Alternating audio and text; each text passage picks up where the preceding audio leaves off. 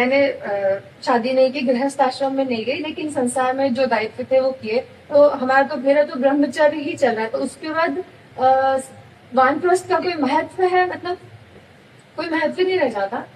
अब तुम नाम जप करो और परिवार में ही रहना, घर के बाहर व्यवस्था मत सोचना कि किसी आश्रम में चली जाए, बिल्कुल नहीं। अपने घर में रहो और जो मेहनत की है उसी कमाई से पेट भरो और खूब नाम जप करो, भगवान का चिंतन करो और घर के सदस्यों से मोह मत करो।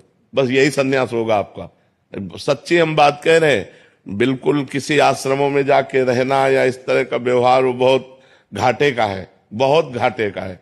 कलयुग है, बहुत घाटे का सौदा चल रहा है। विश्वास अंतर ध्यान होता चला जा रहा है।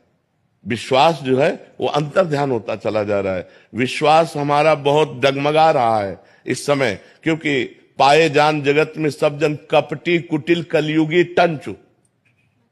कपट का कलयुग का ऐसा प्रभाव बढ़ रहा है। सभा में हम कुछ और हैं और एकांत में हम कुछ और हैं। कपटी कुटिल कलयुगी टंचु, तो इह पर लोग सकल सुख पावत मेरी सो भैया कृष्ण गुण संचु। केवल भगवान की लीला गुण गाओ, भगवान का नाम जप करो, भगवान के चिंतन में अपने घर में रह करके।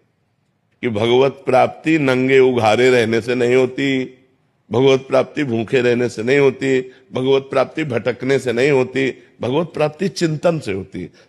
दवा है, भोजन है, शरीर के निर्वाह की व्यवस्था है, उसके बिना जी नहीं सकते और जिए बिना भजन नहीं हो सकता। इसलिए दोनों बातें आओ। तो आपको घर छोड़ने की जरूरत नहीं, घर में रह करके पवित्र आचरण करते हुए परिवार से मोह रहित होकर भजन करो।